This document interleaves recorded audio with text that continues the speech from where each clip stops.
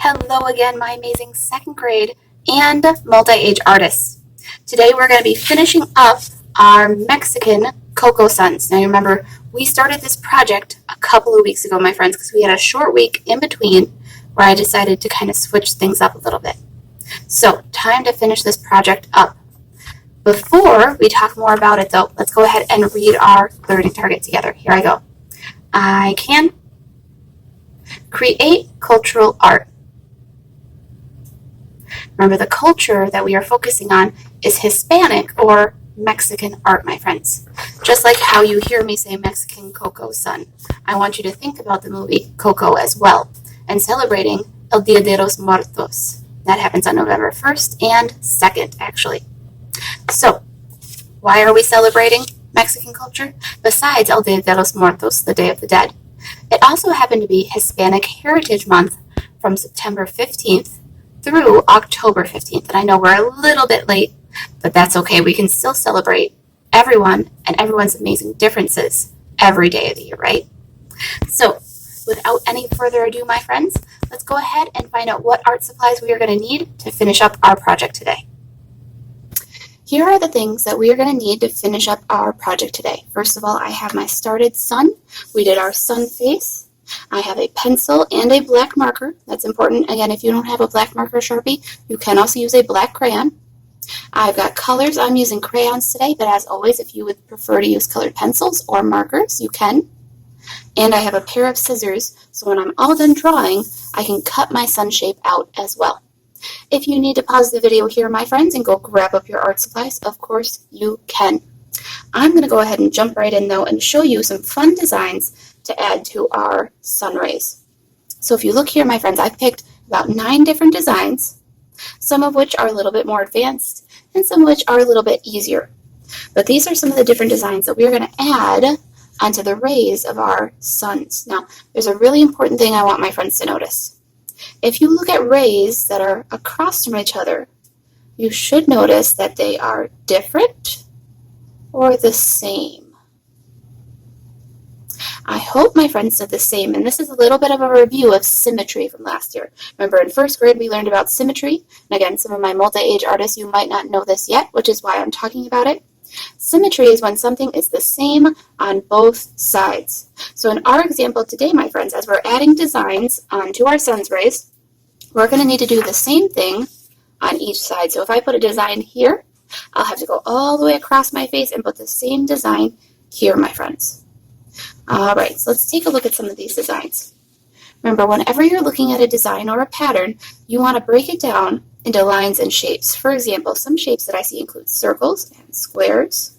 I see some sort of kind of teardrop looking shapes and diamonds. I see a triangle. I also see lines though, my friends. I see straight lines that are crossed to make diamonds. I see wiggly lines. I even see some letters in some places. For example, I see X's here.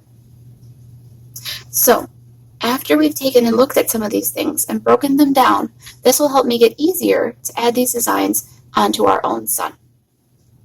Now, I'm going to show this piece of paper again, so if you can't see it off my screen for a moment, that's okay. I'm going to show it one more time in a little bit, so you can pause the video then and take a look at them. But I just want to show you what I mean first, my friends, okay? Now, when you're doing these first steps, my friends, I want you to do it in pencil. That way you can erase. But in order for you to see it easier on the video, I'm going to do it in marker. That way it's a little easier for you friends to see. So I'm going to take a look at some of these patterns, and I think I'm going to try one that's a little bit off the screen right now. It looks like this one.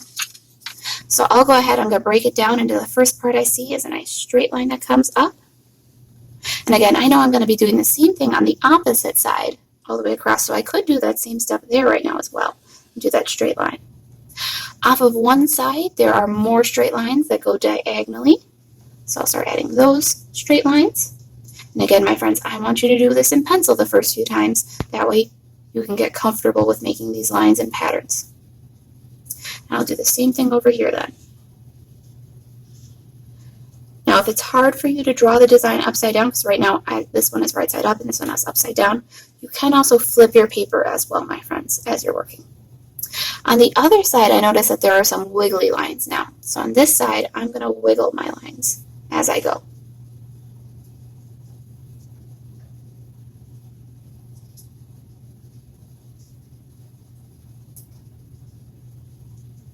And I'll do the same thing here. This time I'm going to flip my paper to make it easier for me to draw.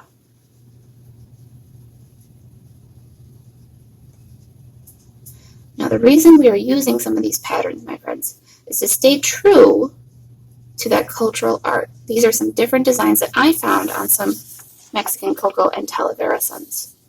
I just simplified them a little bit so that way it was more to our level. So here's my first design that I drew, my friends. And again, I did it on this side of my sun, and I did the same thing on the other side to make it symmetrical.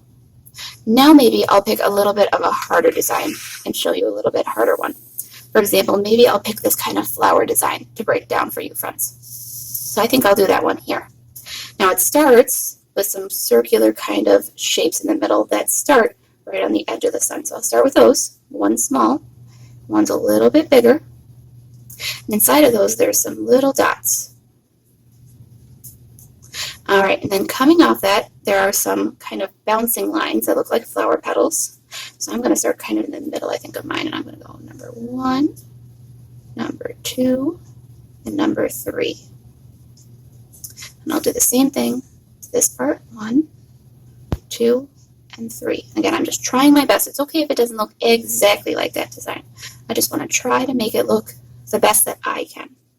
There's some circles and some dots. And at the very top, there's also a nice kind of shiny diamond at the top of the circle inside of it. So there's that design, my friends. And again, I need to do the same thing on the other side. So I might turn my paper because that's a tougher design and draw the same thing on the other side. I'm going to speed myself up a little bit on this one because I feel more confident now after drawing my first one that I can do the second one a little bit faster. I don't want to rush and mess up, right? All right, and I'll add my dots, my circles, my little diamond at the top. And there we go, I have another design. So, I've shown you already 2, my friends. I'm going to go ahead and I'm going to finish mine up a little bit faster. But I'm pulling this design sheet up front again so you friends can pause the video here and take a look at them and really get a good glance at some of those different patterns and designs. So that way you can start drawing them too. So if you need to pause the video, go ahead. Like I said, I'm going to go ahead and speed up through my last 2 designs that I'm going to pick and show you what it should look like once you're done drawing and tracing with your black marker, because that's your next step, my friends. So here I go.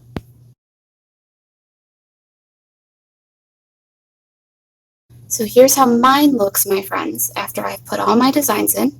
And I traced them with my black marker. Again, of course, I was drawing them first with my black marker, just so you friends could see them easier. But I do need you to trace yours with black marker, just so I can see your designs a bit better. Now, I did have a thought that, some of my friends might actually have this sun shape. And some of you might be wondering how you might put some of these designs in that top part, or one of these side or bottom parts that look more like a house kind of shape than a triangle or a point, right? It's the same kind of deal, my friends. But instead of making your lines come up to that point, they might spread out a little bit more and go a little bit different ways. So I'm going to show a couple of different designs on this one as well. For example, maybe this design, I would just start out by adding some straight lines up and down. And then I can also add some lines going side to side to make those boxes. And then in the very middle of those boxes, I would add some circles, right? So that's a nice easy one to use on this little bit tougher of a sun shape, if you want, my friends. If you want to try out a little bit harder of one, though, I'll show also maybe a little bit harder of one. I'm going to turn mine. Maybe on this one, then, I might try something like this one. And instead of making that triangle shape in the middle, watch, I'm going to start by following that same shape that's already in there. I like to put little end caps. And then I'll add the circles over here, like little buttons. And then I'll add those straight lines in, that kind of crisscross, to make that X kind of shape. And that's how I would change it if you have this kind of a sun, my friends, okay? So if you have a different sun, like what I'm showing here, you might need to change it up a little bit. And then again, obviously, I would make this pattern the same there, and that one the same here.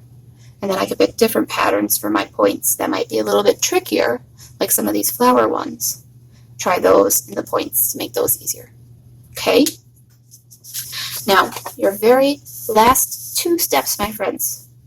First of all, we need to add some colors to our designs. Now, does it matter what colors you pick?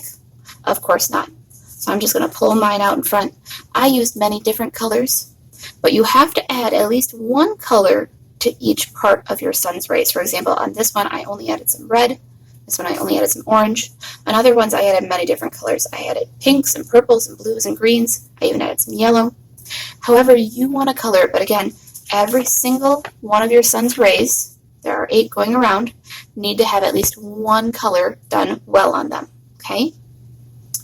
I'm going to use crayons to do that, and I might actually save that for another time, my friends, so that way you can get going on your work a little easier. The very, very last step, my friends, obviously is using our scissors to help cut out our sun. So when it is all finished, it should look like this one does. It's completely cut out. There's colors everywhere. You can see the face in the middle and the designs that are symmetrical. Remember, that means they're the same on both sides. So, with that being said, my friends, I hope you have a fun time finishing up your suns.